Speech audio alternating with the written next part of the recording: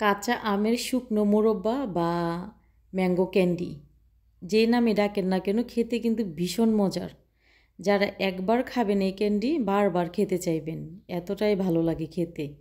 তো কাঁচা আম ফুরিয়ে যাওয়ার আগে বেশি বেশি করে সংরক্ষণ করে রেখে দিতে পারেন। আর এই ক্যান্ডি যাকে খাওয়াবেন সেই বলবে যে অনেক মজার একটি খাবার। বাচ্চা থেকে বড় সবাই অনেক বেশি পছন্দ করবে।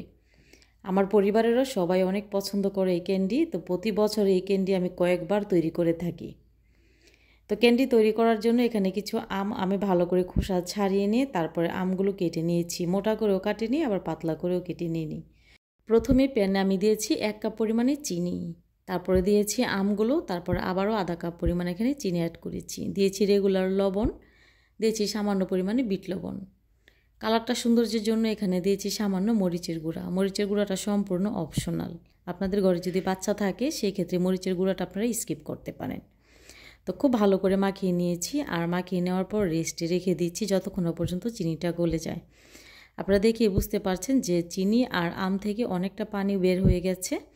তো এই পর্যায়ে আমি চুলার আঁচ অন করে দিয়েছি। তারপর যখন বলক চলে এসেছে তখন নাড়াচাড়া করে আমের সাথে চিনি পানিটা মিলিয়ে নিচ্ছি।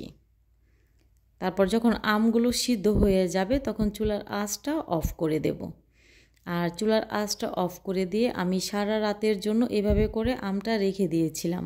আর এভাবে করে রেখে দিলে চিনির মধ্যে আমটা খুব ভালোভাবে মিশে যাবে। আর মিশে যাওয়ার পর আমগুলো আমি এক এক করে ট্রেতে নিয়ে নিচ্ছি। আর এভাবে করে আমগুলো আমি রোদে শুকিয়ে দিয়েছিলাম 2 দিনের জন্য। আমটা আমার শুকাতে 2 দিন সময় লেগেছে। আর যখন যদি বেশি পরিমাণে রোদ থাকে তাহলে আপনারা 1 থেকে 1.5 দিনের মধ্যেই শুকিয়ে যাবে, শুকাতে বেশি সময় লাগে না। আর এই ক্যান্ডিগুলো খেতে কিন্তু অনেক বেশি মজার। আপনি চাইলে এই ক্যান্ডিটা একবার তৈরি করে নর্মাল ফ্রিজে রেখে বছর জুড়ে খেতে পারবেন।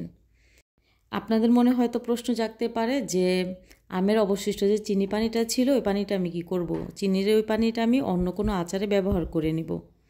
আর এখানে সুগার পাউডার দিয়ে তারপরে ক্যান্ডিগুলো একটু মাখিয়ে নিচ্ছি। আপনারা দেখে বুঝতে পাচ্ছেন যে মাশাআল্লাহ ক্যান্ডিগুলো দেখতে ঠিক কতটা সুন্দর হয়েছে। দেখতে যতটা সুন্দর, খেতে ঠিক ততটাই মজার। রেসিপি ভালো লাগলে শেয়ার করার অনুরোধ রইল। আপনি যদি আমার ইউটিউব চ্যানেল থেকে দেখে থাকেন তাহলে সাবস্ক্রাইব করে নিতে পারেন। আর আপনি যদি আমার ফেসবুক পেজ অথবা টিকটক আইডি থেকে দেখে থাকেন তাহলে ফলো করে নিতে পারেন আমার পরবর্তী ভিডিওটি দেখার জন্য।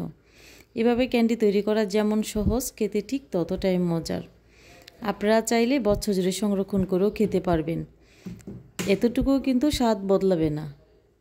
আল্লাহ হাফিজ।